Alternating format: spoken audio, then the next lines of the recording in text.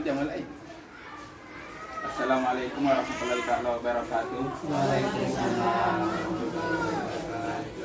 Alhamdulillahirabbil alamin wassalatu wassalamu ala asrofil anbiya wal mursalin wa ala alihi wa sahbihi ajma'in. Amma ba'd. Puji dan syukur marilah sama-sama kita panjatkan kehadiran Allah Subhanahu wa taala atas nikmatnya Allah, khususnya nikmat kesehatan kita semua dapat hadir di ruangan yang berbahagia ini dalam rangka kegiatan pengimbasan modul 1-4 budaya positif nanti akan dipaparkan oleh Pak Muhammad Asri SPD. Selanjutnya salawat dan salam sama-sama kita adreskan kepada junjungan Nabi besar kita Muhammad SAW beserta keluarganya, sahabat-sahabatnya, pengikut-pengikutnya hingga hari kiamat. Bapak Ibu sekalian, sebelum kita membuka acara ini sama-sama kita membaca lafal hamdalah. Alhamdulillah. Ya sudah, pembukaan sudah. Selanjutnya nanti susunan acaranya pembukaan sudah. Dua kata sambutan nanti akan disampaikan oleh kepala sekolah. Dalam hal ini disampaikan oleh Pak Muhammad SPD. Selanjutnya nanti yang ketiga pemaparan materi, yang keempat tanya jawab, yang kelima penutup. Selanjutnya yang pertama sudah kata sambutan tadi, sudah pembukaan. Yang kedua yaitu kata sambutan. Dalam hal ini akan disampaikan kepala sekolah yang diwakilkan oleh Pak Muhammad SPD. Kepada beliau kami persilakan.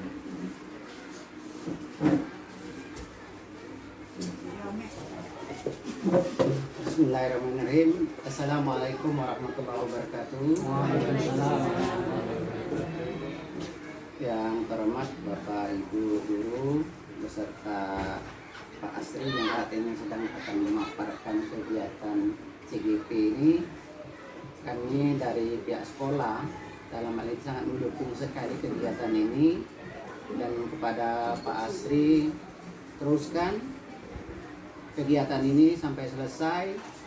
Kalau sudah selesai, imbaskan kepada sekolah kita ini dan kepada Bapak Ibu yang ingin menambah wawasan seperti yang dilakukan oleh Pak Asri.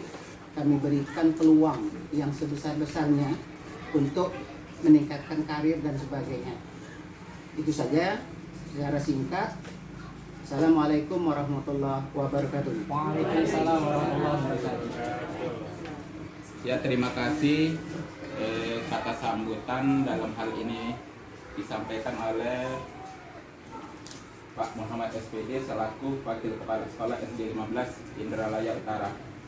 Selanjutnya sama-sama kita mendengar pemaparan materi. Dalam hal ini akan disampaikan oleh Pak Muhammad Asri SPD. Kepada beliau kami persilakan. Terima kasih Pak Moderator. Baik, misi Bapak Ibu ya, saya akan melakukan pemaparan materi saya terhadap Bapak Ibu sekalian di SDNP 15 Indralaya Utara ini tentang budaya positif di sekolah. Baik, saya mulai Bapak Ibu ya. Assalamualaikum warahmatullahi wabarakatuh. Waalaikumsalam warahmatullahi wabarakatuh. Alhamdulillah, alhamdulillahirabbil alamin. Nasta'in ala umuri dunya waddin. Wassalatu wassalamu ala rasulillah walhamdulillahirabbil alamin. Segala puji kita panjatkan kepada hadirat Allah Subhanahu wa taala, yang mana pada pagi hari ini kita masih diberi kesempatan oleh Allah untuk datang bersama-sama untuk mengikuti presentasi pengimbasan modul 1.4 yang berjudul Budaya Positif di Sekolah. Salawat serta salam semoga tetap tercurahkan kepada junjungan Nabi besar kita, suri tauladan kita Nabi Muhammad SAW. Semoga syafaat beliau tetap ada pada diri kita hingga akhir kiamat. Amin. Baiklah Bapak Ibu hadirin sekalian, adapun tujuan kami melakukan pengimbasan ini adalah yang pertama merupakan sebuah tugas dari seorang calon guru penggerak dalam melakukan komunitas praktisi yang ada di sekolah. Yang kedua, secara langsung kami akan melakukan praktek dan penerapan budaya positif ini di sekolah. Bersama-sama kita akan berkolaborasi dan membuat sebuah keyakinan kelas yang akhirnya bisa meningkatkan keberpihakan kepada murid yang merdeka. Baik, kita masuk ke dalam materi. Kita sudah semua sudah tahu. Nama saya Muhammad Asri. Saya merupakan CGP Angkatan 7 Kabupaten Ogan Ilir, Sumatera Selatan. Salam sejahtera para guru hebat SD Negeri 15 Indralaya Utara. Nah, di sini ada namanya budaya positif. Apa sih budaya positif itu dan bagaimana cara kita menerapkan positif yang telah kita terapkan? Di sini ada dua kata, ada budaya dan ada kata positif. Budaya merupakan adalah sebuah kebiasaan.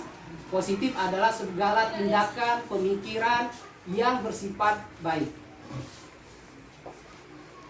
Nah, budaya positif di sekolah merupakan nilai-nilai dan kebiasaan-kebiasaan di sekolah yang berpihak kepada peserta didik agar mereka dapat berkembang menjadi pribadi yang kritis, penuh hormat, dan bertanggung jawab. Nah, jadi kita harus menciptakan budaya yang positif yang ada di sekolah kita ini. Kenapa? Karena nanti siswa-siswa kita akan dapat berpikir kritis, kemudian dia akan menghormati kita, dan dia akan bertanggung jawab segala tindakan yang telah dia lakukan. Nah, sekarang kita akan mengubah sebuah paradigma, sebuah kebiasaan lama yang telah kita lakukan menjadi atau menuju kebiasaan-kebiasaan yang baru yang harus kita lakukan dalam membudayakan budaya positif ini. Apa saja yang harus kita rubah? Nah, di dalam pendidikan kami sebagai calon guru penggerak, kami belajar tentang filosofis pendidikan Ki Hajar Dewantara. Bapak Ibu tahu tentang Ki Hajar Dewantara? Siapa Ki Hajar Dewantara? Bapak Pendidikan Ya. Nasional. Benar sekali, Bapak Pendidikan Nasional. Selain Bapak Pendidikan Nasional, Bapak Ibu ya, Bapak Ki Hajar Dewantara ini juga dikenal sebagai Bapak Kemerdekaan. Karena jasa beliau dari rakyat kita yang dulunya tidak mengenal tentang pendidikan, akhirnya mengenal pendidikan. Sehingga kita memiliki rasa untuk merdeka. Kemudian Bapak Ki Hajar Dewantara juga dikenal sebagai Bapak Kebudayaan. Karena apa? Karena pendidikan oleh Ki Hajar Dewantara ini adalah ingin menampilkan budaya yang ada di negara kita.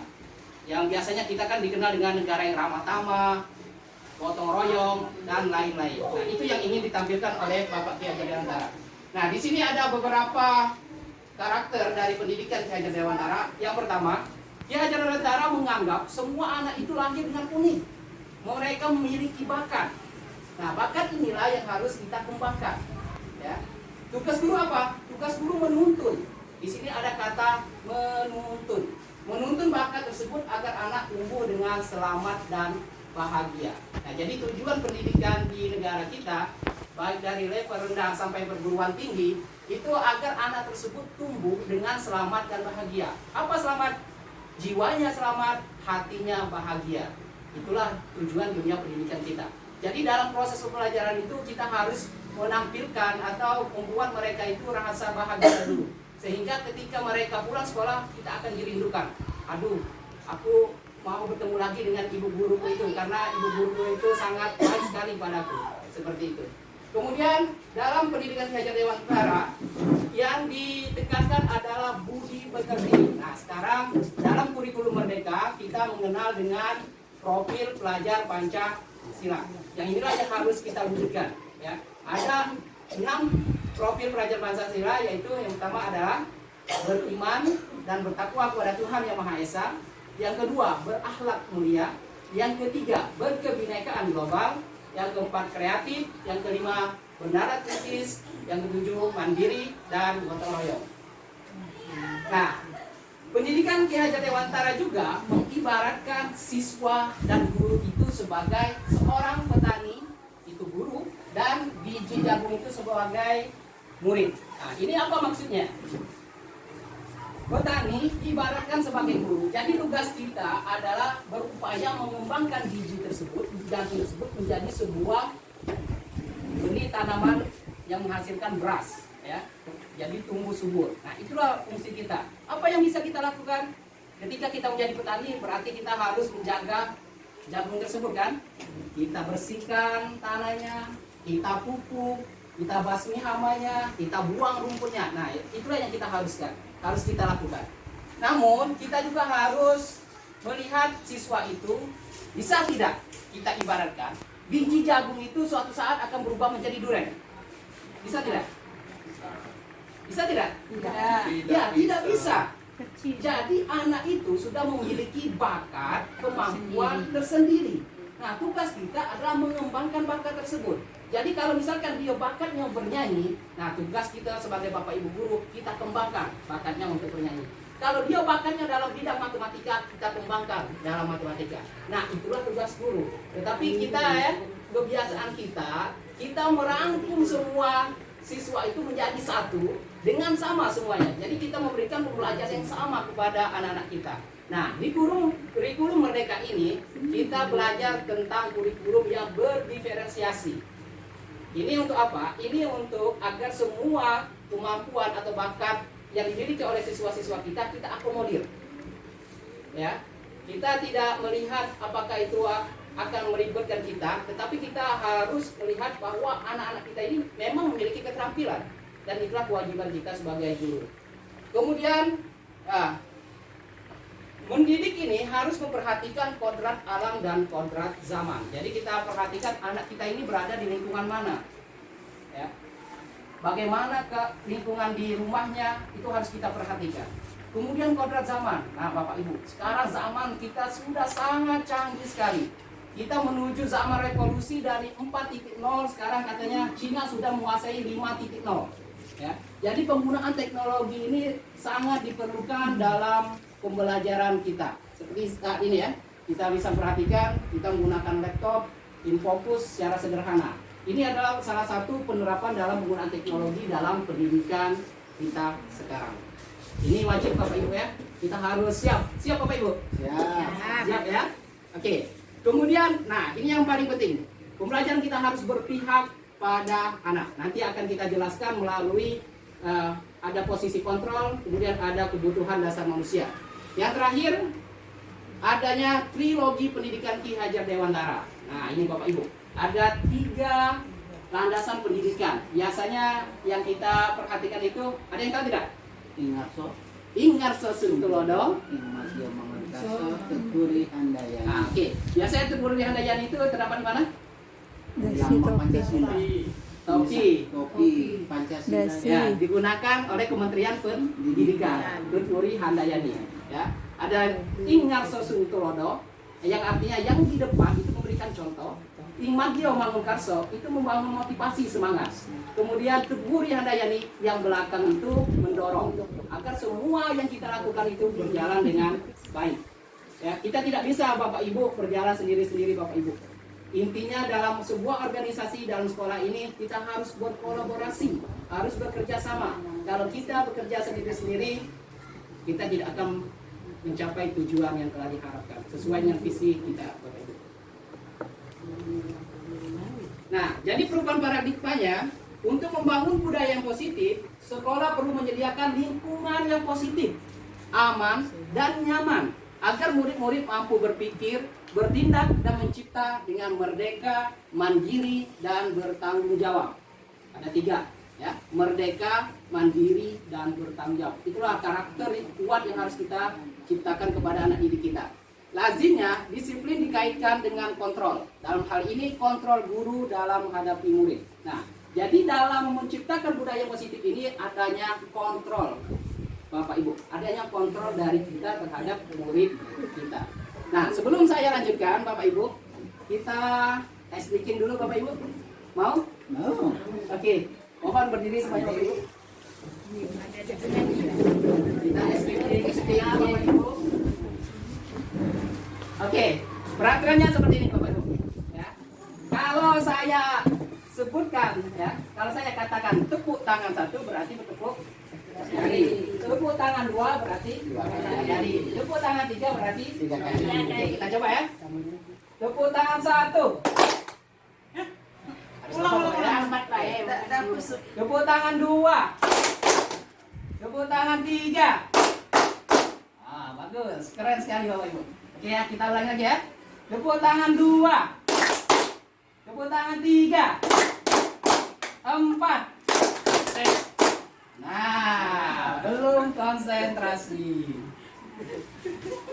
Bagaimana Bapak Ibu? Lagi. Oke. Ingat ya. Kalau saya sebutkan tepuk tangan baru bertepuk tangan. Oke? Kalau ada yang salah nanti kita hukum. Hukum.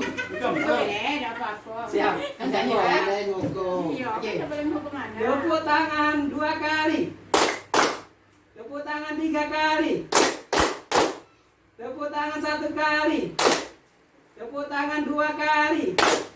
4 kali. Aduh, masih banyak yang salah. Ibu Es yang betul. Oke, bagaimana Ibu Es permainannya Ibu Es? Kasih clue kepada teman-temannya. Bagus sekali, menyenangkan. Tidak, kalau ada kata tepuk tangannya baru tepuk tangan. Kalau saya cuma nyebutkan 4 kali, tidak bisa tepuk tangan. Oh, itu. Ya kan tepuk tangan, Iya. baru tepuk tangan. Kalau tidak, gitu. Kalau Oke, dia apa yang harus kami lakukan?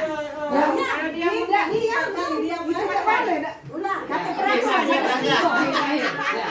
karena kita lanjutkan materi ya. Oke. Tepuk tangan 1 kali. Tepuk tangan 2 kali. Tepuk tangan 3 kali. 2 kali. tahu. Tadi belum dijelaskan. tepuk tangan. Oke, terima kasih Bu. Nanti kita lanjutkan ya. Masih ada. Ya, sudah konsentrasi lagi Bu ya? Baik. Konsentrasi. Oke, kita lanjutkan. Kita santai saja Bapak Ibu. Oke. Masih lama. Lagi. Oke. Nah, di sini ada perubahan paradigma teori kontrol menjadi ilusi atau ilusi kontrol Bapak Ibu ya.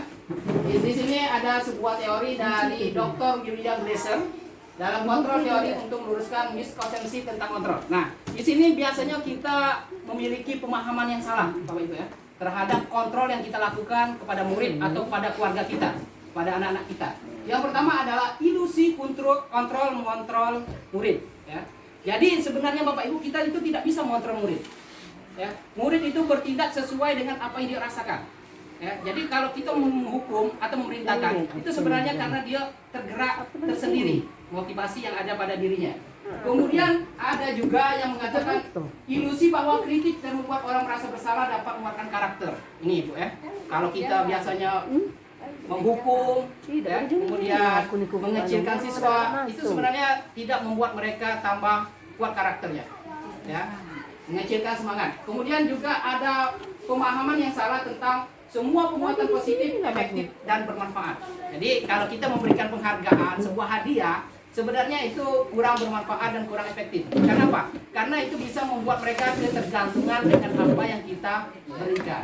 Ya. Kemudian juga ada pemahaman yang salah bahwa orang dewasa memiliki hak untuk memaksa.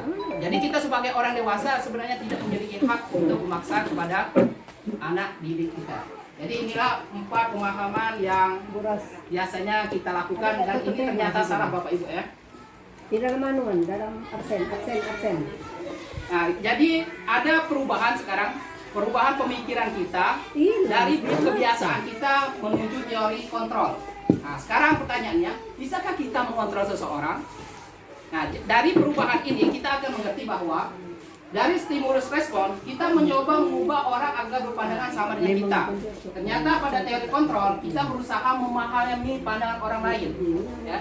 Jadi Bapak Ibu kita tidak bisa memaksakan, Ibu Ros, kamu harus mengikuti apa yang saya katakan, yang saya ucapkan. Tidak bisa. Kita harus membuka diri kita dulu. Ya. Kita harus berusaha memahami orang terlebih dahulu. Baru orang lain bisa memahami diri kita. Ya. Kemudian, perilaku buruk dilihat sebagai suatu kesalahan. No, Bapak Ibu. Ya. Kesalahan itu ada sesuatu yang wajar, itu manusiawi kesalahan itu. Ya. Jadi harus kita rubah paradigmanya.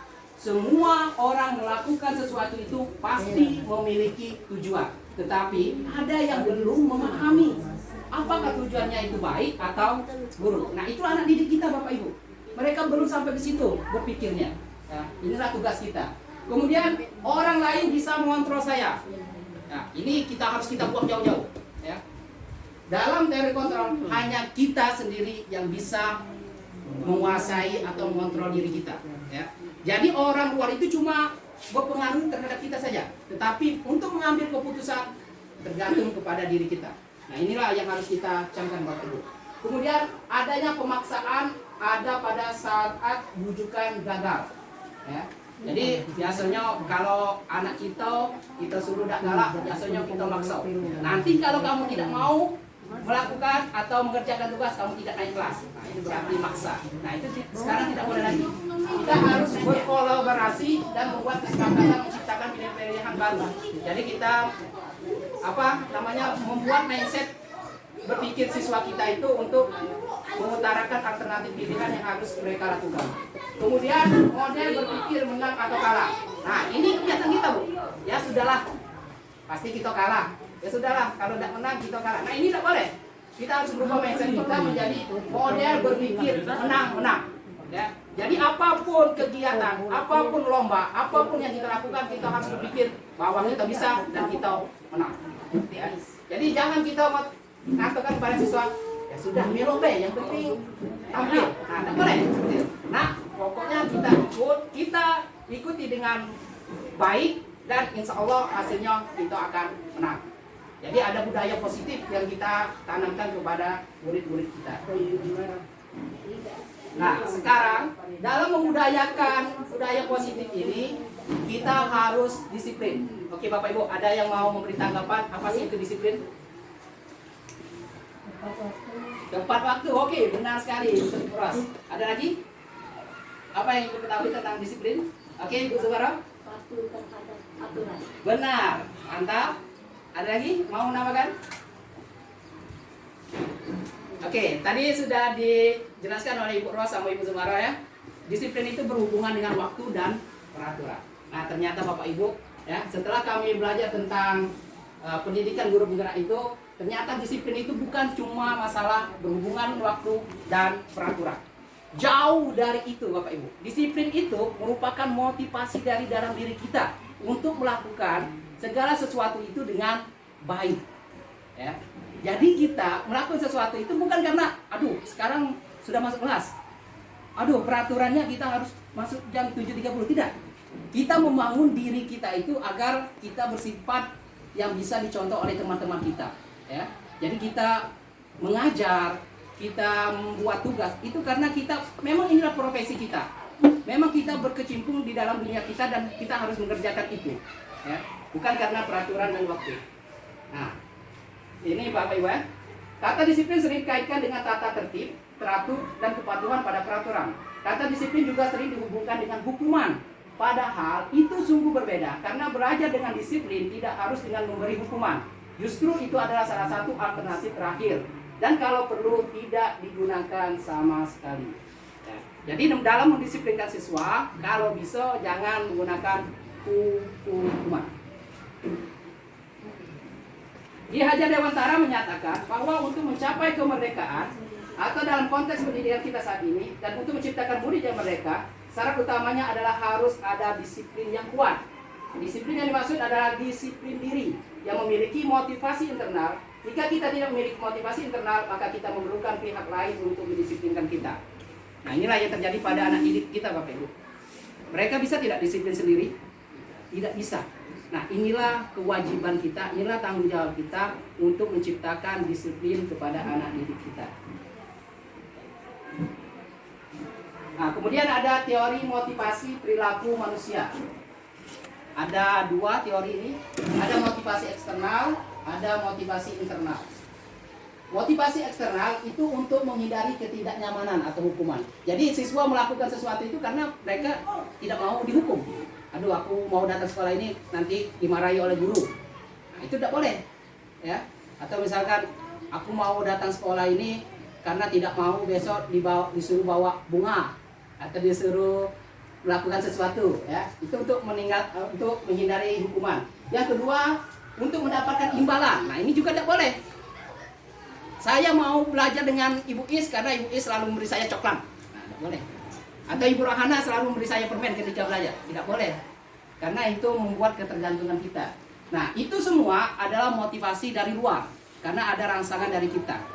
Nah, yang wajib kita harus lakukan adalah motivasi internal. Tujuan disiplin positif. Bagaimana caranya? Menghargai diri sendiri, menjadi insan sesuai harapan kita. Ya, dengan pernyataan, saya akan menjadi orang yang seperti apa apabila saya melakukannya. Jadi apabila saya melakukannya itu saya menjadi orang seperti apa. Saya datang tepat waktu, saya mau jadi apa? Ya, saya datang tepat waktu karena saya adalah seorang pendidik yang profesional dan berintegritas. Nah, seperti itu. Bukan saya datang tepat waktu karena saya takut dengan kepala sekolah. Tidak. Tidak boleh seperti itu. Atau saya datang tepat waktu karena saya mau sertifikasi saya cair. Tidak. Bapak Ibu ya. Kita datang tepat waktu karena inilah diri saya dan inilah profesi yang harus saya lakukan. Ya. Kesadaran benar. Nah, Bapak Ibu, ini budaya positif Bapak Ibu. Bagaimana cara kita menerapkan budaya positif? Budaya positif itu adalah sesuatu yang sangat besar Bapak Ibu. Ya, kita memiliki berapa Pak Ma? Berapa siswa? 256. 300-an siswa Bapak Ibu. Sekolah kita cukup besar, memiliki banyak rombol. Nah, bagaimana cara kita membudayakan budaya positif ini? Ya, kita harus menciptakan terlebih dahulu lingkungan. Lingkungan baik di sekolah kita, baik di dalam kelas-kelas kita. Dengan cara apa? Ada pendekatan, Bu. Ada namanya keyakinan kelas dan peraturan kelas. Nah, yang inilah yang akan saya jelaskan nanti tentang keyakinan kelas. Bagaimana cara menerapkan keyakinan kelas ini dan apa dampaknya terhadap budaya yang akan kita ciptakan, budaya positif. Nah, di sini ada keyakinan kelas, hukuman dan penghargaan. Nah, di sini ada kalimat, ya, mengapa tidak peraturan saja? Mengapa harus keyakinan kelas? Nah, jadi Bapak Ibu, semua peraturan yang telah kita buat nanti lambat laun kita akan rubah menjadi sebuah keyakinan. Ya, karena peraturan itu cuma menakut-nakuti, tidak memunculkan kesadaran dari dalam diri. Tetapi kalau keyakinan, karena mereka sendiri yang membuat keyakinan itu, maka mereka akan melakukannya secara tanggung jawab. Ya. Di sini ada juga pertanyaan, ya, mengapa harus peraturan? Mengapa harus keyakinan kelas bukan peraturan? Satu, mengapa kita memiliki peraturan harus menggunakan helm bila mengendarai kendaraan roda 2? Siapa yang bisa menjawab? Mengapa kita menggunakan helm? Untuk melindungi diri, untuk keselamatan. Benar sekali Bapak Ibu. Bukan karena kita ada polisi. Ya Bapak Ibu ya. Jadi kalau kita ditanya mengapa kita menggunakan yang untuk keselamatan kita? Ya, apabila kita terjatuh, insya Allah kepala kita akan terlindungi kalau menggunakan helm. Ya. Kedua, mengapa kita memiliki peraturan 3M? Nah, kemarin kita 2 tahun lebih kita mengalami namanya COVID-19 ya. Jadi kita menggunakan masker, mencuci tangan, dan menjaga jarak. Kenapa harus kita lakukan? Supaya jangan terjangkit penyakit COVID. Iya, benar sekali Bu Is. Ya, supaya kita tidak tertular. Ya, bukan karena kita takut dengan pemerintah. Siapa tidak memakai masker maka dia tidak mendapatkan uang kompensasi. Tidak, Bapak Ibu ya. Kemudian mengapa kita memiliki peraturan harus datang tepat waktu ke sekolah? Tadi sudah panjang lebar saya jelaskan tadi Bapak Ibu ya, untuk motivasi internal kita. Nah, untuk mendukung motivasi intrinsik, kembali ke nilai-nilai keyakinan-keyakinan lebih menggerakkan seseorang dibandingkan mengikuti serangkaian peraturan-peraturan. Ya. Motivasi internal itu dapat bertahan lebih lama dan dapat membuat kita lebih aktif dalam melakukan sesuatu yang bersifat baik. Nah, apa sih itu keyakinan kelas? Keyakinan kelas adalah nilai-nilai kebajikan atau prinsip-prinsip universal yang disepakati bersama, lepas dari latar belakang suku, negara, bahasa, maupun agama. Menurut Gosen, suatu keyakinan akan lebih memotivasi seseorang dari dalam. Seseorang akan lebih bersemangat untuk menjalankan keyakinannya daripada hanya sekedar mengikuti serangkaian peraturan. Ya. Jadi kalau dia sudah yakin, maka dia akan bergerak sendiri. Tapi kalau dengan peraturan, mungkin dia melakukan, mungkin tidak. Dia melakukan karena ada rangsangan dari luar. Nah, dalam pembentukan keyakinan kelas, yang pertama kita harus tahu bahwa keyakinan kelas bersifat abstrak daripada peraturan yang lebih rinci dan konkret. Kemudian keyakinan kelas berupa pernyataan-pernyataan yang universal pernyataan keyakinan kelas senantiasa dibuat dalam bentuk positif. Kemudian keyakinan kelas hendaknya tidak terlalu banyak sehingga mudah diingat dan dipahami. Semua warga kelas sebaiknya ikut berkontribusi dalam membuat kegiatan kelas lewat curah pendapat. Kemudian bersedia meninjau kembali keyakinan kelas dari waktu ke waktu. Jadi di sini ada kolaborasi yang nyata antara guru dan murid. Jadi bukan kita Bu yang buat keyakinan kelasnya, ya, tetapi kita harus mengajak siswa kita untuk mereka bisa berpendapat. Nah, ini perbedaan antara peraturan dan keyakinan kelas. Ya. Kalau peraturan, selalu kembalikan buku ke tempatnya, itu peraturan. Kalau keyakinan, tanggung jawab. Ya. Kalau peraturan itu bisa tertulis, kalau keyakinan tidak, karena mereka sudah sadar sendiri. Kemudian dilarang mengganggu orang lain, itu sebuah peraturan. Kalau keyakinan, menghormati orang lain dan diri sendiri. Kemudian dalam sebuah peraturan, hadir di sekolah 15 menit sebelum pembelajaran dimulai. Tapi kalau kita sudah yakin, kita akan menghormati orang lain, komitmen pada tujuan. Kemudian kalau peraturan, dilarang melakukan kekerasan. Kalau keyakinan, keselamatan, menghormati orang lain itu sangat penting. Peraturan dilarang menggunakan narkoba. Kalau keyakinan, kita percaya bahwa kesehatan itu harus kita jaga. Karena sehat itu lebih mahal dari apapun, Bapak Ibu ya. Kemudian bergantian atau menunggu giliran. Keyakinannya menghormati orang lain dan sabar. Nah ini Bapak Ibu ya, kalau kita perhatikan anak didik kita ketika masuk atau pulang sekolah bergerombolan ya, tidak tertib, ada yang lari-lari. Nah, ya. Nah inilah yang harus kita lakukan ya, meyakinkan mereka bahwa menghormati orang lain dan sabar itu wajib hukumnya ya. Kemudian gunakan masker, itu untuk kesehatan. Kemudian jangan berlari di kelas atau koridor, itu untuk keselamatan dan keamanan. Jadi keyakinannya harus tumbuh.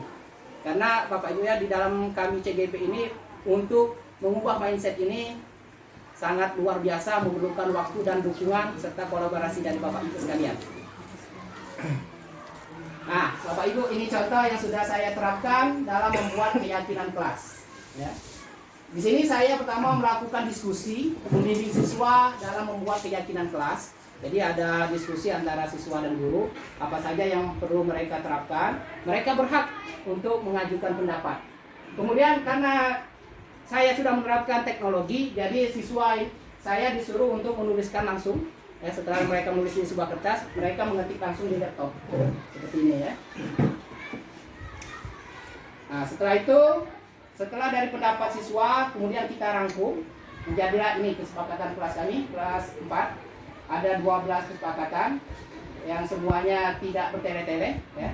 Ada jujur, tertib, berbagi, menghargai, percaya diri, tepat waktu, bekerja sama, bertanggung jawab, saling menghormati, menjaga kebersihan, peduli, dan berusaha menjadi yang terbaik.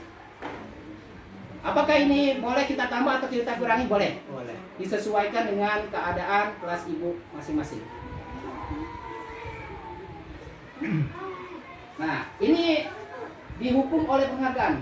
Apa pengaruhnya? Pengaruh jangka pendek dan jangka panjang. Ya. Kalau mengurangi penghargaan itu tidak membuat seseorang itu melakukan sesuatu itu termotivasi dari dalam dirinya, karena akan membuat mereka ketergantungan. Kemudian penghargaan menghukum, ya, jadi penghargaan itu sebenarnya menghukum siswa. Kenapa? Karena dia akan pikirannya akan terbebani, ya, harus melakukan yang terbaik terus, ya. Itu bisa membebani mereka. Kemudian penghargaan mengurangi ketepatan, ya, karena cuma niatnya mendapatkan hadiah, ya, itu akan mengurangi ketepatan mereka dalam menjawab soal seperti itu. Kemudian tidak efektif dan merusak hubungan. Kalau hadiah tersebut tidak kita kasih lagi, maka dia akan merasa kecewa dan dia akan tidak semangat lagi, dan hubungan kita mungkin akan janggal ya, atau akan retak seperti itu. Nah, jadi ini ada tindakan dulu. Bapak Ibu silakan dibaca, silakan diamati. Menurut Bapak Ibu, setiap pernyataan 1, 2, 3, 4, 5, 6, 7 ini, apakah ini termasuk hukuman atau konsekuensi? Silakan Bapak Ibu untuk dipikirkan terlebih dahulu. Sini ya. Oke, saya bacakan ya. Pernyataan pertama, mencatat 100 kali di dalam buku kalimat. Nah, ini biasanya ya, kita disuruh mencatat siswa, saya tidak akan terlambat lagi karena terlambat ke sekolah. Hukuman. Oke. Nomor 2, lari mengelilingi lapangan basket 2 kali karena terlambat hadir sekolah. Hukuman. Oke, lanjut. Murid diminta untuk push up 15 kali. Hukuman. Oke. Lanjut, menggantikan kertas tugas teman yang telah dicoret-coret. Hukuman atau konsekuensi? Konsekuensi. Oke. Lanjut, membersihkan tumpahan air di meja tulis karena tersenggol pada saat belajar. Konsekuensi. Oke. Meminta murid tidak mengenakan sepatu seharian di sekolah karena tidak menggunakan sepatu warna hitam. Hukuman. Oke, yang terakhir, lari mengelilingi lapangan basket 2 kali karena terlambat 10 menit untuk belajar PJK. Hukuman. Jadi Bapak Ibu bisa menyimpulkan apa perbedaan hukuman dan konsekuensi? Bisa ya? Oke. Sekarang kita cek apakah jawaban Bapak Ibu itu benar atau salah. Hukuman. Menggantikan kertas adalah merupakan konsekuensi dan membersihkan tumpahan air di meja merupakan konsekuensi. Lari mengelilingi lapangan basket 2 kali karena terlambat 10 menit itu adalah konsekuensi. Yang terakhir ya. Salah ya. Karena yang terakhir tadi kita fokus terhadap yang nomor 2 kan? Iya. Ternyata pernyataannya berbeda. Ya. Mengapa itu berbeda itu? Ya, mengapa berbeda itu? Karena ini sudah dalam keadaan sudah belajar dengan gurunya ya. Kalau ini dia hadir di sekolah. Sekolahnya dia datang terlambat, kalau ini dalam pelajaran. Ya. Jadi dia sudah memiliki konsekuensi antara guru dan siswanya masing-masing ya. Nah, ini perbedaannya Bapak Ibu. Hukuman itu sesuatu yang menyakitkan Bapak Ibu. Bisa menyakiti psikis maupun fisiknya. Kita cubit, ya, kita tampar, ya, atau kita jewer telinganya. Itu menyakiti Bapak Ibu. Psikis, kamu ini bodoh, ya. Kamu ini mau jadi apa? Nah, itu tidak boleh Bapak Ibu. Itu merupakan hukuman. Nah, konsekuensi apa yang harus terjadi? Ya, misalkan dia melakukan kesalahan, apa sih yang bisa dia perbaiki? Apa yang bisa dia lakukan untuk memperbaiki masalahnya? Nah, itu konsekuensi ya. Kemudian membuat anak sakit, itu hukuman. Kemudian anak membenci kedisiplinan. Nah, Bapak Ibu ya, kita harus pahami bahwa anak itu kalau kita suruh dia itu memang suka membangkang Bapak Ibu ya. Jadi itulah Ki Hajar Dewantara menyuruh kita itu untuk menuntun, ya, tidak memaksa, menuntun. Ya. Kemudian anak menghargai disiplin dalam konsekuensi. Kemudian hukuman itu konsepnya sangat buruk. Kemudian konsekuensi itu baik. Kalau hukuman itu belajar untuk menyembunyikan kesalahan, konsekuensi belajar untuk mematuhi peraturan. Kemudian hukuman itu biasanya marah, rasa bersalah, dipermalukan, merasa tak dihargai kalau hukuman. Tapi kalau konsekuensi itu kehilangan hak, dibuat tidak nyaman, diasingkan untuk sementara waktu, untuk sementara ya sifatnya. Oke. Nah, selanjutnya ini kebutuhan dasar manusia. Nah, ini yang harus kita ketahui Bapak Ibu. Kenapa? Ini akan mengubah mindset kita, cara berpikir kita dalam menghadapi anak didik kita. Ada 5 kebutuhan dasar kita Bapak Ibu. Yang paling primer, yang paling harus kita penuhi adalah yang ada di tengah, survival. Apa itu survival? Itu adalah kebutuhan fisiologis kita, yaitu makan, minum, ya, sandang, pangan, pakan, termasuk kesehatan Bapak Ibu. Ya. Jadi kita lihat anak itu, apakah anak ini sudah makan, apa anak ini dalam kehausan, apa anak ini sakit. Nah, itu butuh Bapak Ibu ya, survival. Jadi kita lihat dulu. Ya, kita lihat kebutuhan dasarnya mereka itu apa. Karena apa? Ini akan mempengaruhi terhadap cara dia belajar. Fokus dia belajar dalam kelas kita. Ya. Kemudian kalau survivor itu fisiologis, keempatnya ini yang di lingkaran luar dari survivor itu adalah psikologis, perasaan. Ya, cara berpikir kita. Ada 4. Yang pertama cinta kasih dan diterima. Nah, yang cinta kasih dan terima ini adalah anak-anak kita itu dihargai tidak. Ya. Mereka datang sekolah itu karena kita memberikan kasih sayang tidak kepada mereka. Ya. Kemudian penguasaan power, kekuatan. Ya. Kemudian ada kesenangan. Nah, anak itu melakukan sesuatu itu biasanya karena mereka senang. Kemudian ada kebebasan. Ya, jadi anak-anak itu harus bebas Bapak Ibu. Memang banyak bergerak. Ya. Nah, inilah yang harus kita pikirkan bersama-sama bagaimana caranya untuk menciptakan sebuah lingkungan belajar yang positif yang bisa memenuhi 5 kebutuhan dasar manusia ini. Bisa tidak Bapak Ibu? Bisa Bapak Ibu ya? Oke. Nah, di sini ada studi kasus Bapak Ibu. Silakan Bapak Ibu berpikir sejenak ya. Oke, saya bacakan ya. Pak Asri, guru kelas 4 SDN 15 Indralaya Utara, sedang bingung menghadapi ulah salah satu murid di kelasnya, Putra, yang bernama Putra. Beberapa anak telah datang dan mengeluhkan Putra yang seringkali meminta bekal makan siang mereka dengan cara dipaksa. Nah, Bapak Ibu, jika Bapak Ibu berada dalam posisi Pak Asri, apa yang Bapak Ibu lakukan? Kemudian menurut Bapak Ibu, kira-kira apa alasan Putra melakukan hal tersebut? Ada yang mau menjelaskan?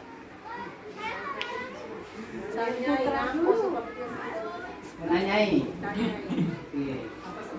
Apa sebabnya? Sering minta apa di rumah dia Ya. makan. Benar sekali. Nah, sekarang Bapak Ibu kita kaitkan dengan 50 tanda tadi Bapak Ibu.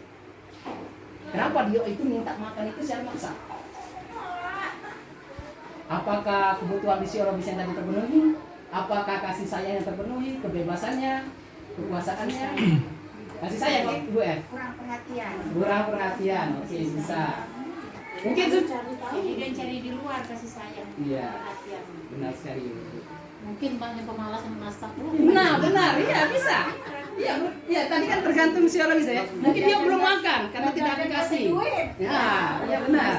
Banyak sekali penyebab. Iya. Benar Bapak Ibu yang Bapak Ibu jelaskan. Tepuk tangan untuk Bapak Ibu.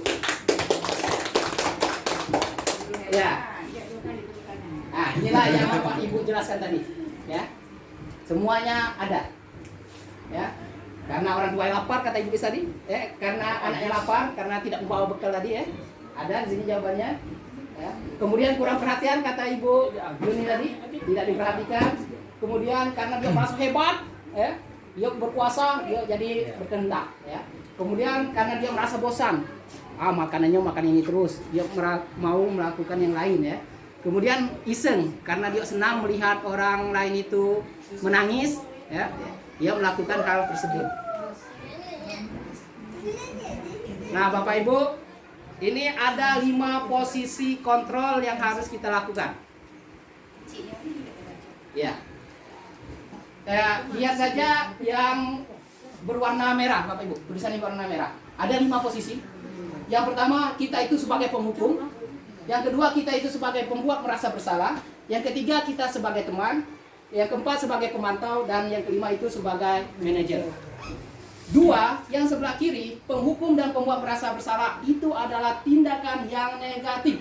Kalau bisa mulai dari sekarang, setelah Bapak Ibu mendapatkan workshop dari saya ini, kalau bisa penghukum dan membuat merasa bersalah itu dihilangkan Bapak Ibu. Ya, tidak usah dihukum. Nah, saya menawarkan 3 yang harus kita lakukan. Ini bersifat positif. Yang pertama adalah sebagai teman. Yang kedua sebagai pemantau. Yang ketiga sebagai manajer. Ya. Jadi kontrol kita terhadap siswa yaitu sebagai teman, pemantau, dan manajer. Karena apa?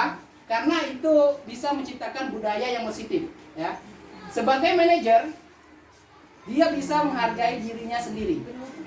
Kita membuat mereka itu mandiri, bertanggung jawab, dan merdeka. Ya. Nah, inilah yang harus kita lakukan Bapak Ibu ya. Kita harus sampai ke puncaknya sebagai manajer.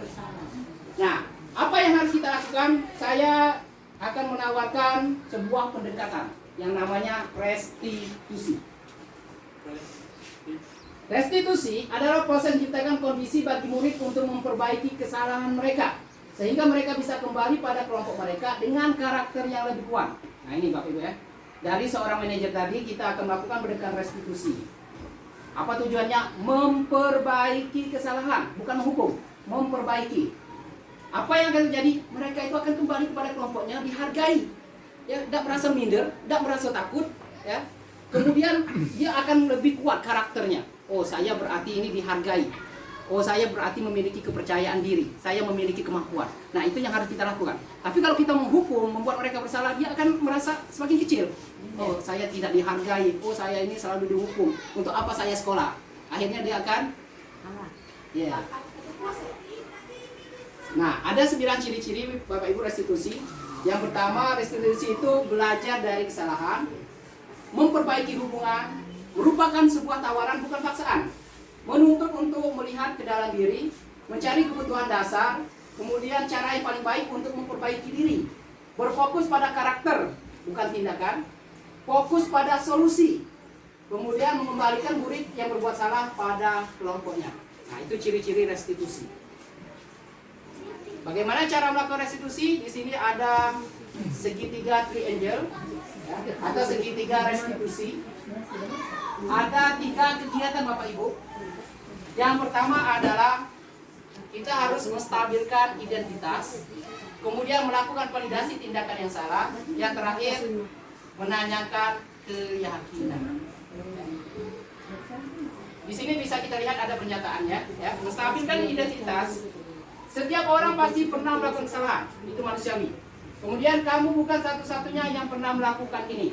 Ya. Jadi mereka itu berpikir, kita diajak berpikir. Ya.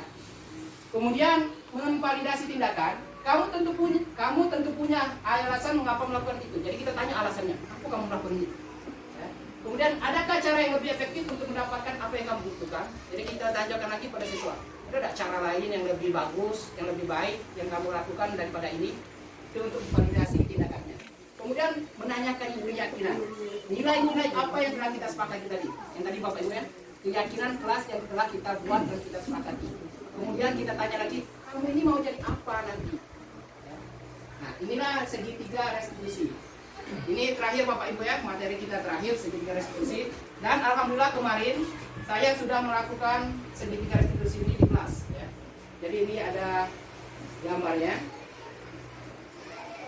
Jadi kita seperti guru BK ya. Jadi kita mengajak siswa, kita ajak mengobrol, kita ajak diskusi untuk menentukan solusi.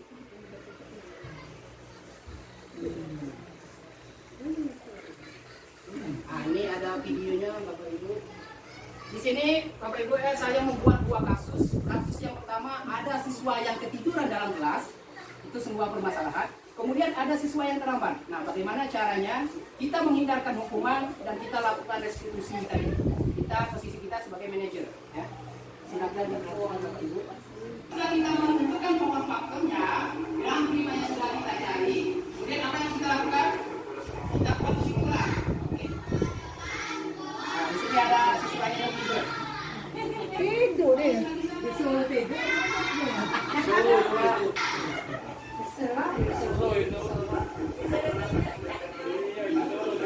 Coba kalau Rizky Ramadan lagi tuh, kayak beneran.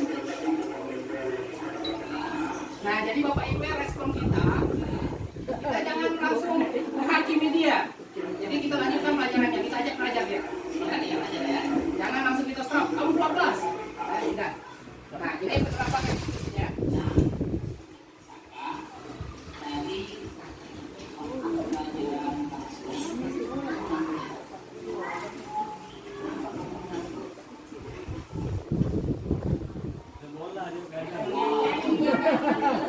Nonton bola nih.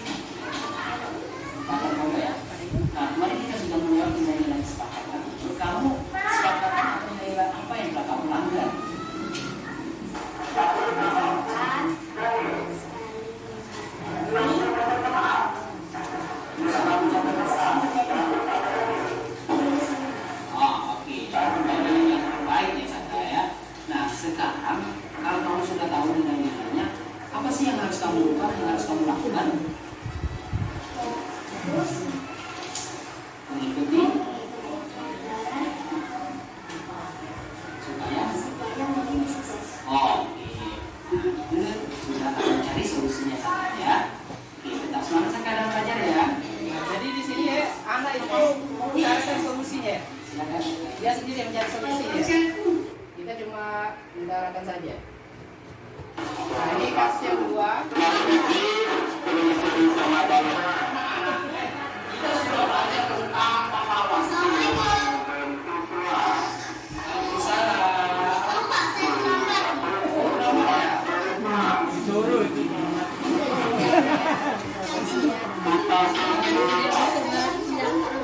Nah, respon kita juga Bapak Ibu ya, kita suruh masuk, kita ajak belajar juga, jangan kita Pak ini Tadi di buku kehadiran sudah mendapatkan wanda. Ternyata dalam 23 wanda kamu hadir.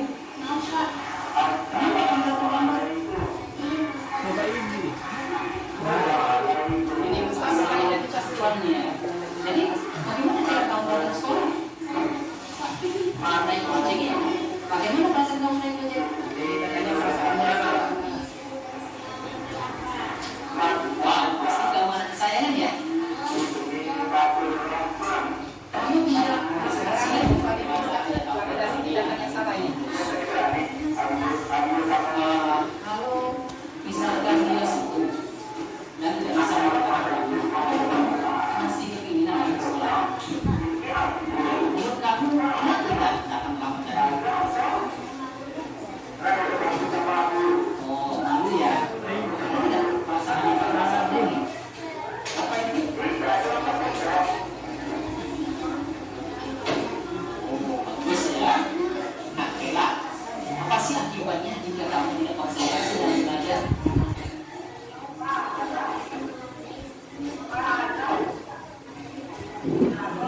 Kemarin kita sudah ada kesepakatan di kelas ya. Kamu kesepakatan apa yang kamu lakukan?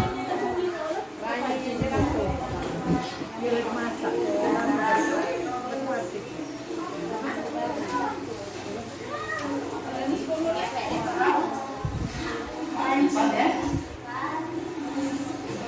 Oh, jadi itu sangat luar biasa ya. Nah, oke, sekarang kita akan memikirkan solusi yang bisa kamu lakukan ya.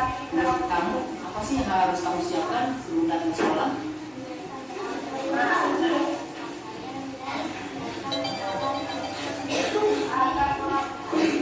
Oke, Nah, jadi itu ada sekarang solusi yang kita kita sedang ini ya. Setiap kita sekolah, juga Semoga Jonik bisa menjalankan komitmen ini dan semoga sukses bisa menyertai Mubela. Oke, silakan Kayla. Nah, di terakhir ini ada video tanggapan mereka soal diskusi. Saka, tadi kita sudah melakukan tindakan restitusi ya. Apa yang kamu rasakan, Saka? Saya merasa senang karena saya tidak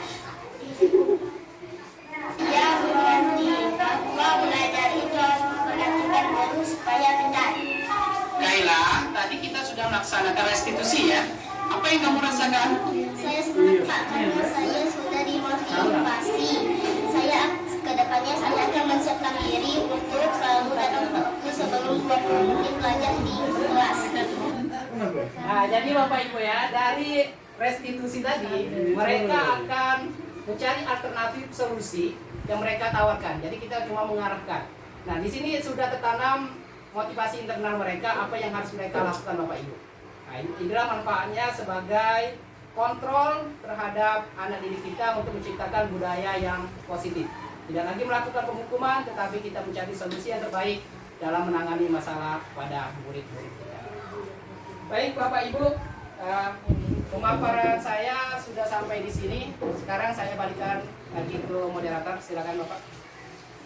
Ya, terima kasih pemaparan dari Pak Asri SPB. Selanjutnya kita hanya jawab. Hanya jawab ini akan dipimpin oleh Pak Muhammad. Kepada Pak Muhammad kami persilakan untuk memimpin sesi tanya jawab ini. Baiklah, Bapak Ibu yang kami hormati, kita sama-sama tadi sudah menyimak, mengikuti paparan yang sudah disampaikan oleh Pak Asri. Nah, dalam kesempatan ini kami berikan waktu pada Bapak Ibu untuk bertanya seputaran apa yang sudah dipaparkan tadi. Saya berikan dua orang yang ingin mengajukan pertanyaan. Silakan Bapak Ibu. Saya Ya, silakan Ibu Sumarti. dalam pemaparan Pak Asri tadi ada yang bersifat pengumuman dan ada yang bersifat kesadaran pada diri sendiri. Nah, saya mau bertanya bagaimana menumbuhkan kesadaran diri sendiri pada murid. Sering yang dilakukan murid itu terjadi kesalahan-kesalahan. Baik, yang kedua, Bapak Ibu, ada yang mau bertanya? Silakan. Nanti dijawab langsung. Silakan. Ada? Silakan Pak Taridi. Ya, Pak. Assalamualaikum warahmatullahi wabarakatuh. Waalaikumsalam warahmatullahi wabarakatuh. Yang saya tanyakan pendidikan zaman dulu dengan zaman sekarang.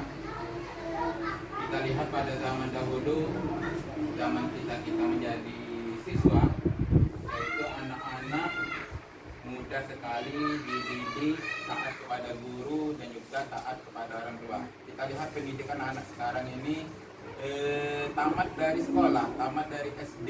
Misalnya mereka sedang bermotor, berlaluan dengan kita sebagai contoh. Nah, kadang-kadang mereka kalau dengan ubud. Kira-kira apa yang terjadi dengan mereka? Kita lihat pada zaman dahulu, kita bertemu dengan guru kita sapa, dari mana Pak, apa kabar Pak. Nah, kita lihat dengan anak didik kita zaman sekarang ini. Nah, dari kedua masalah ini, kira-kira apa yang terjadi dengan anak didik kita, apa yang kita lakukan. Oke. Ya, Pak.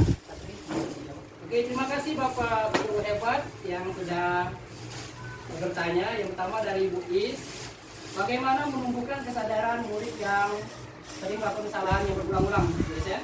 Kemudian dari Pak Taridi, apa yang terjadi pada pendidikan kita sekarang? Ya. Dulu anak didik kita itu mungkin angkatan Pak Wan, angkatan Bapak Ibu semua sangat hormat sekali dengan guru-guru kita. Kalau lewat itu menundukkan kepala, menyapa, senyum. Tapi sekarang, wow, luar biasa. Mereka seolah-olah tidak kenal dengan guru mereka masing-masing. Oke. Baik, Bapak Ibu, saya akan menjawab. Yang pertama, bagaimana menumbuhkan kesadaran murid yang sering melakukan kesalahan berulang-ulang. Bapak Ibu, tadi saya sudah menjelaskan tentang budaya positif. Ya. Nah, inilah untuk menjawab pertanyaan, bagaimana cara menumbuhkan kesadaran ini? Kita harus yang pertama membudayakan budaya positif yang ada di sekolah. Melalui apa? Melalui keyakinan kelas. Jadi sebelum kita memulai pelajaran, biasanya di awal tahun baru pelajaran, kita membuat sebuah keyakinan. Setelah kita membuat keyakinan, kita membuat kesepakatan seperti yang saya buat tadi, ya. Jadi mereka itu diajak berdiskusi, berkolaborasi untuk memikirkan apa saja yang kita sepakati selama kita belajar di dalam kelas ini. Nah, nanti setelah itu kita buat, mereka akan sadar dan akan tahu apa yang harus mereka lakukan. Nah, ini salah satunya Ibu saya untuk menciptakan kesadaran murid. Yang pertama tadi membuat keyakinan. Yang kedua, Bapak Ibu, perlu kolaborasi. Perlu tanggung jawab bersama antara guru, semua stakeholder yang ada di sekolah kita, baik dari pemimpin maupun dari guru. Termasuk juga misalkan ada pengawas atau penjaga sekolah kita. Nah, kita harus kerjasama. Kalau kita membiarkan salah satu guru saja, pasti tidak akan ada kesadaran yang ada pada diri siswa. Bahkan siswa akan melakukan kesalahan yang berulang-ulang kali. Kenapa? Karena yang dia takuti cuma satu orang saja, misalkan Ibu Is. Dia cuma takutnya pada Ibu Is, tidak takut pada guru-guru yang lain. Nah, ini tidak boleh. Kita harus menciptakan sebuah budaya. Semua guru itu harus sama, harus dihormati dengan sama. Ya, tidak ada guru favorit, tidak ada guru yang ditakuti, tidak ada guru yang disegani, semuanya sama. Jadi kalau misalkan bertemu dengan guru kelas 1 kita hormat, bertemu guru kelas 6 kita hormat. Jadi ada dua tadi bukis yang saya tawarkan. Yang pertama membuat sebuah keyakinan kelas, kemudian berkolaborasi bersama dengan guru-guru di sekolah kita. Itu yang kedua. Ya benar tadi Pak Taridi ya sudah melihat, merenung ya apa yang telah terjadi. Nah, Pak Taridi, Mas Menteri kita sudah berpikir juga. Dia bukan cuma terhadap karakter pendidikan kita, dia juga berpikir tentang kemajuan zaman. Ya. Kenapa munculnya kurikulum merdeka ini? Inilah salah satunya. Kenapa kenapa murid-murid kita ini sekarang tidak memiliki karakter, tidak sopan, ya, suka berantem, tawuran. Nah, inilah yang jadi masalah kita. Nah, setelah kami mengikuti CGP, inilah tujuan adanya kurikulum Merdeka Bapak Ibu, untuk mengubah anak didik kita ini memiliki sebuah karakter yang kuat. Nah, di sini sering kita dengar dengan profil pelajar Pancasila. Nah, inilah yang harus kita tanamkan. Ya.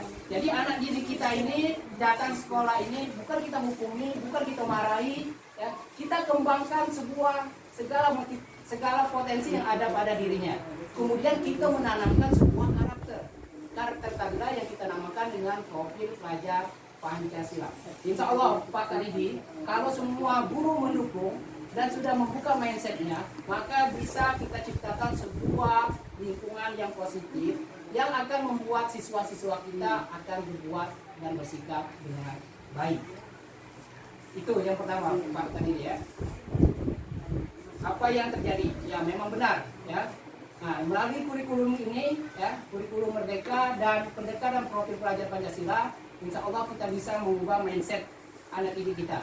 Tetapi apa yang harus kita dulu kita rubah adalah cara berpikir dan bertindak guru. Karena guru memegang kunci penting dalam perubahan dan perilaku siswa. Itu Pak Tadi. Ya Bapak Ibu, masih ada lagi yang mau bertanya? Oh, ya, silakan menanggapi dulu. Oke. Kalau masih ada yang mau bertanya, silakan. Kalau masih ragu-ragu nanti dibuat aja request, nanti bisa disampaikan kepada Ina yang mau bertanya? Pak Asri, Pak. Ya, baiklah. Terima kasih atas pertanyaan Bapak Ibu. Acara kita kembalikan kepada operator. Oke, Bu, Pak, satu lagi untuk mengakhiri acara kita sebelum ditutup oleh moderator kita. Bapak Ibu, saya ada es bikin satu kali lagi. Mau? Oke, silakan berdiri.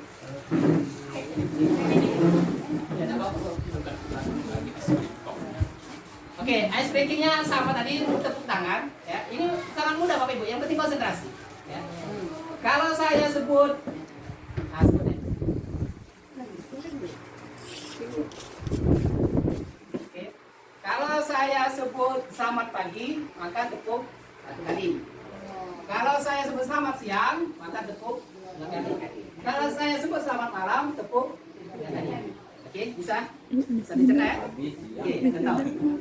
Selamat pagi. Selamat siang. Selamat malam. Udah? Udah, oke. Ayo kita coba. Selamat pagi. Selamat malam. Malam tiga ya. Selamat siang. Lupa, saya yang salah. Oke. Selamat pagi. Selamat siang. Selamat malam. Selamat sore. Ada tidak selamat sore? Oke. Oke, konsentrasi lagi. Sekali lagi. Jangan bisa ya. Oke, jangan ada yang salah lagi. Selamat pagi. Selamat siang. Selamat malam. Selamat pagi. Selamat sore. Oke, terima kasih. Tepuk tangan untuk kita semua. Silakan Pak Tadi. Dan terima kasih. Acara selanjutnya yaitu acara penutup. Saya membawa acara, mohon maaf apabila ada perkataan di sana sini. Kita akhiri acara pada hari ini dengan membaca lafaz hamdalah. Assalamualaikum warahmatullahi wabarakatuh. Waalaikumsalam warahmatullahi wabarakatuh. Terima kasih Bapak Ibu.